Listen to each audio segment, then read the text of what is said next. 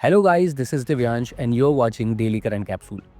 अगर पिछले कुछ टाइम से आपने ट्रम्प की बातों पर ध्यान दिया हो, उनके काम को देखा हो, तो इस बात को तो आप भी समझ गए होंगे कि इन्हें नोबेल पीस प्राइज मिल ही जाना चाहिए, नहीं?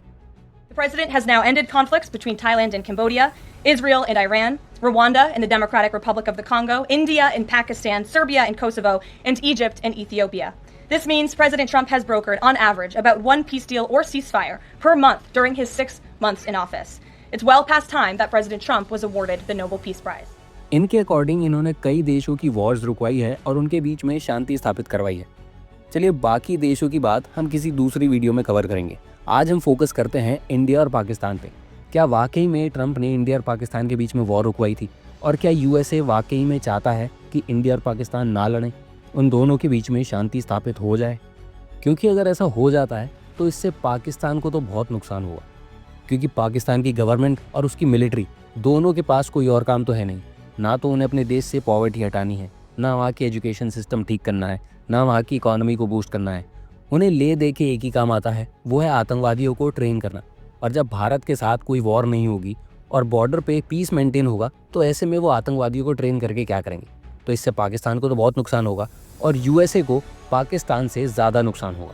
और आज की वीडियो में मैं आपको कई सारे ऐसे पॉइंट्स बताने वाला हूँ जिससे ये बात बिल्कुल साबित हो जाएगी कि यूएसए पाकिस्तान और इंडिया के बीच में दोबारा वॉर करवाना चाहता है और वो कभी नहीं चाहेगा कि इंडिया पाकिस्तान के बीच में शांति स्थापित हो।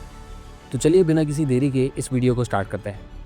सबसे पहला रीज़न देखते हैं, जो कि है वेपन सेल। यूएसए कभी नहीं चाहेगा कि इंडिया और पाकिस्तान लड़ना बंद करें, क्योंकि जहाँ लड़ाई नहीं होगी वहाँ कोई वेपन्स क्यों खरीदेगा।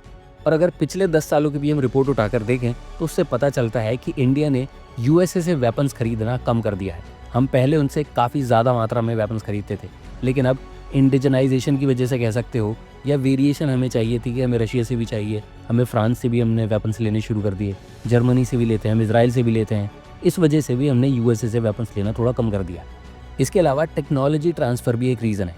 जैसे हमने रशिया के साथ ब्रह्मोस मिसाइल मिलकर बनाई है, रशिया ने हमें टेक्नोलॉजी ट्रांसफ़र की और आज उसकी मैन्युफैक्चरिंग हम अपने देश में करते हैं।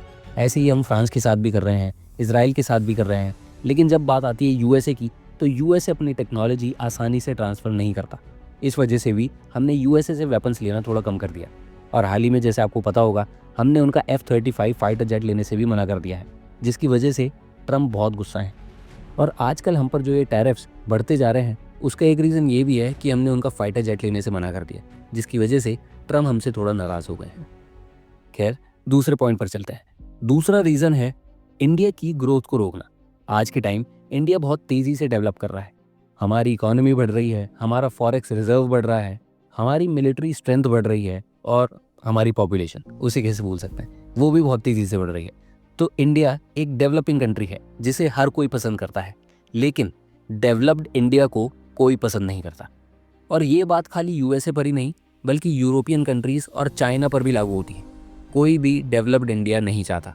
हर देश चाहता है कि उसके पास एक ऐसा फ्रेंडली कंट्री हो जिसके साथ वो स्टेबल रिलेशन मेंटेन कर पाए, जिसे वो ऑर्डर दे पाए कि आपको ये करना है, ये नहीं करना। तो जहाँ तक बात आती है स्टेबल रिलेशन रखने की, तो इंडिया जानता है कि अपने फ्रेंडली कंट्रीज़ के साथ स्टेबल रिलेशन कैसे मेंटेन रखने हैं। लेकिन एकदम से अगर वो कंट्री आपके ऑर्डर लेने से मना कर दे, अगर आप कहो कि वहाँ से तेल नहीं लेना, वो वहीं से तेल ले, अगर आप कहो कि हमारे हथियार लो, वो आपके हथियार ना ले, अगर वो आपको नोबेल प्राइज़ के लिए भी नॉमिनेट ना करे, और तो और आपके टैरिफ लगने के बाद भी वो आपके सामने झुकने से मना कर दे, तो वो इंडिया किसी को पसंद नहीं आता। और ये प्रॉब्लम और बड़ी तब हो जाती है जब इंडिया को सुपर पावर कंसिडर किया जाता है, जब हमें leader of the global south बोला जाता है या लीडर ऑफ एशिया बोला जाता है। तो ये बात चाइना को भी पसंद नहीं आती और यूएसए को भी पसंद नहीं आती। इसीलिए ये लोग इंडिया की ग्रोथ के ऊपर अटैक करना चाहते हैं। और अगर आपको किसी देश की ग्रोथ रोकनी हो तो वहाँ पर लड़ाई शुरू करवा दो। वही यूएसए करवाना चाहता है। अब आते हैं हम तीसरे पॉइंट पर। तीसरा पॉइंट है बलूचिस्तान। आज के समय डोनाल्ड ट्रंप को नोबेल प्राइज़ के अलावा अगर कोई सी चीज़ पसंद है तो वो है रेयर अर्थ मिनरल्स। और कहीं भी उन्हें वो दिखते हैं तो वो चाहते हैं कि ये मेरे को मिल जाए, चाहे वो यूक्रेन में हो, चाहे वो ग्रीनलैंड में हो, या फिर हो बलूचिस्तान में। और बलूचिस्तान के रेयर अर्थ मिनरल्स उन्हें तभी मिल पाएंगे जब बलूचिस्तान पाकिस्तान का पार्ट रहेगा। आज के समय बलूचिस्तान पाकिस्तान से अलग होकर एक नया देश बनना चाहता है और वो चाहते हैं कि इंडिया उनकी मदद करे, जैसे इंडिया ने 1971 में बांग्लादेश को पाकिस्तान से अलग करवाकर एक नया देश बनवाया था, वैसे ही वो चाहते हैं कि वो बलूचिस्तान की मदद करके उन्हें भी एक नया देश बनाए। लेकिन बलूचिस्तान को पाकिस्तान में जोड़े रखना पाकिस्तान से ज़्यादा ज़रूरी यूएसए के लिए है, क्योंकि जब तक बलूचिस्तान पाकिस्तान का पार्ट रहेगा तब तक पाकिस्तान की बॉर्डर ईरान और अफगानिस्तान दोनों को टच करेगी और इससे आसानी होगी पाकिस्तान के लिए ईरान और अफगानिस्तान दोनों की प्रॉक्सी करके, दोनों से इंफॉर्मेशन गैदर करके यूएसए तक भेजना। और ये काम पाकिस्तान हमेशा से यूएसए के लिए करता आया है। यूएसए के लिए पाकिस्तान की एग्जिस्टेंस इसलिए भी ज़रूरी है क्योंकि पाकिस्तान एक बहुत ही स्ट्रेटेजिक लोकेशन पर सिचुएटेड है, जहाँ पर बेस बनाकर यूएसए आराम से ईरान पर, अफगानिस्तान पर, इंडिया पर, सब पर ही नज़र रख सकता है। यही रीज़न है कि पाकिस्तान के कहने पर यूएसए ने बीएलए को, बलूचिस्तान लिबरेशन आर्मी को, एक टेररिस्ट ऑर्गेनाइजेशन घोषित कर दिया। अब इससे होगा क्या? अगर कल को इंडिया बीएलए की मदद करता है तो यूएसए और पाकिस्तान के लिए बहुत आसान हो जाएगा इंडिया को ब्लेम करना और उन्हें ये कहना कि हम एक टेररिस्ट ऑर्गेनाइजेशन की मदद कर रहे हैं, यानी इंडिया टेररिज्म को सपोर्ट कर रहा है। इसके बाद हम आते हैं चौथे पॉइंट पर, जो कि बहुत ही इंटरेस्टिंग पॉइंट है। अगर आप दुनिया के सबसे ज़्यादा शक्तिशाली देश हो तो आपके लिए सिर्फ शक्तिशाली होना ही काफ़ी नहीं है, आपको अपनी शक्ति का प्रदर्शन भी करना पड़ेगा। जहाँ एक तरफ यूएसए है वहीं दूसरी तरफ चाइना भी है। वो भी आज के टाइम बहुत ज़्यादा पावरफुल हो गया है और पिछले कुछ टाइम से चाइना और पाकिस्तान के रिलेशंस भी बहुत स्ट्रॉन्ग हो गए हैं। चाइना ने बहुत सारे प्रोजेक्ट्स पाकिस्तान में शुरू कर रखे हैं। उनका belt and road initiative, CPEC corridor Pakistan से होकर जा रहा है। उन्होंने पाकिस्तान को बहुत सारा लोन दे रखा है। कई सारे चाइनीज़ नेशनल्स पाकिस्तान में आकर काम कर रहे हैं। पाकिस्तान के अंदर एक पूरा शहर डेवलप हो रहा है जहाँ पर सिर्फ चाइनीज़ ही रहते हैं। तो इतनी गहरी इनकी दोस्ती हो गई थी कि दोनों देशों के पॉलिटिशियंस एक दूसरे के देशों में जाकर बोलते हैं कि हम आयरन ब्रदर्स हैं, हमारी दोस्ती पहाड़ों से ऊंची, समुद्र से गहरी है। फिर एक दिन ऑपरेशन सिंदूर होता है, जिसके बाद पाकिस्तान की बहुत बुरी हालत होती है और पाकिस्तान चाइना की गहरी दोस्ती वहीं डूब के मर जाती है। फिर कुछ दिनों के बाद पाकिस्तान के लिए एक IMF का बेल आउट पैकेज आता है और एक आवाज़ आती है कि बेटा आ जाओ, बहुत देर हो गई। यूएसए कहीं ना कहीं ये बात चाइना को भी कन्वे करना चाहता है कि आप चाहे पाकिस्तान के लिए कुछ भी कर लो, लेकिन पाकिस्तान हमारा पेड पपेट रहेगा। पाकिस्तान को हम जो करने को बोलेंगे वो वही करेगा। इसीलिए यूएसए के बुलाने पर पाकिस्तान के फील्ड मार्शल 2 महीने में 2 बार यूएसए चले जाते हैं और वो वही बोलते हैं जो यूएसए उन्हें बोलने को कहता है। यूएसए ने ही पाकिस्तान को बोला था कि इंडिया को यहाँ से धमकी दो, क्योंकि अगर आसिम मुनीर को इंडिया को धमकाना था तो वो पाकिस्तान में रहकर भी बोल सकते थे, लेकिन वो जानते थे कि अपने देश में तो इन्हें कोई सुनेगा भी नहीं। लेकिन अगर आसिम मुनीर ने यही बात यूएसए में आकर कही तो पूरी दुनिया इस बात को कवर करेगी।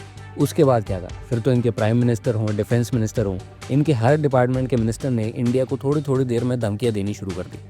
और आसिम मुनीर के यूएसए में खड़े होकर इंडिया को धमकी देने के बाद भी ना तो ट्रंप ने, ना उनकी कैबिनेट की किसी भी मिनिस्टर ने, किसी छोटे पॉलिटिशियन तक ने भी पाकिस्तान को कंडेम नहीं किया कि आपने हमारी धरती पर आकर ये गलत बोला, आपको ऐसा नहीं बोलना चाहिए था।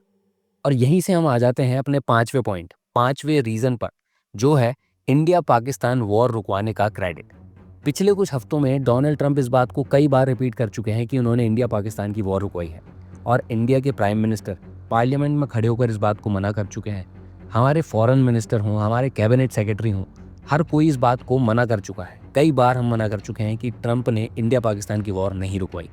इसीलिए ट्रंप चाहते हैं कि इंडिया और पाकिस्तान की एक बार फिर से वॉर हो ताकि वो दोबारा उसे रुकवा सकें, तभी तो उन्हें क्रेडिट मिलेगा इंडिया पाकिस्तान वॉर रुकवाने का। इसीलिए अब यूएसए धीरे धीरे करके पाकिस्तान के लिए बेल आउट पैकेजेस रिलीज करना शुरू करेगा, पाकिस्तान को वेपन्स देना शुरू करेगा। फिर जब इंडिया और पाकिस्तान की वॉर शुरू हो जाएगी तो फिर एकदम से पाकिस्तान को पैसे और हथियार देना बंद कर देगा और उनसे कहेगा बस भाई क्या लड़ते ही रहोगे, रुक जाओ। ये ठीक वही काम होगा जो उन्होंने यूक्रेन के साथ किया था।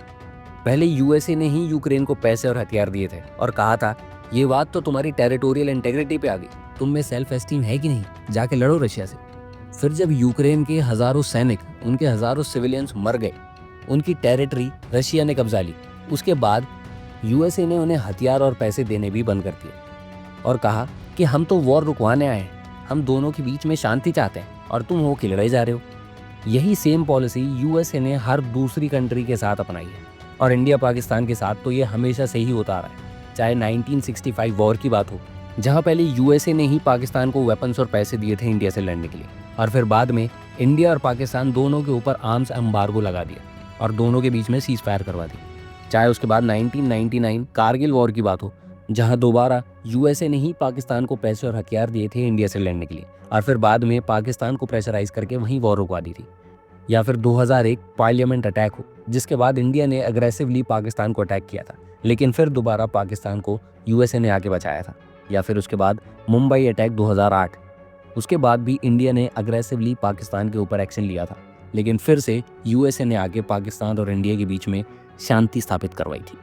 तो ये स्ट्रैटेजी यूएसए हमेशा से अपनाता आ रहा है सभी देशों के ऊपर, और ऐसा करके वो अपनी डोमिनेंस को दर्शाता है। इसीलिए अब यूएसए दोबारा से इंडिया और पाकिस्तान के बीच में वॉर चाहता है। और ये बात सिर्फ मैं नहीं, हमारे आर्मी जनरल उपेंद्र द्विवेदी भी कह रहे हैं कि next war may come sooner than expected. If I can say that the non-kinetic handlers, and this is where you all come into play in a big way, because today war has four quadrants. I will not have time to explain the four quadrants, but the non-kinetic quadrant is something which you can start today. And the next war which we are looking at, it may happen soon, and we have to prepare accordingly, as already been brought out by director, that in this we have to fight this battle together. This now non-kinetic has to be fought together. तो ये थी हमारी आज की video. मैंने पूरी कोशिश करी है कि ये सारे पॉइंट्स आपको समझ आएं। अगर आपको ये समझ आए हों और वीडियो पसंद आई हो तो इसे लाइक करें और शेयर करें। और अगर ऐसे ही नेशनल इंटरनेशनल रिलेशन से रिलेटेड वीडियोस आपको देखना पसंद है तो आप इस चैनल को भी सब्सक्राइब कर सकते हैं। Thank you for watching this video. This is Divyansh.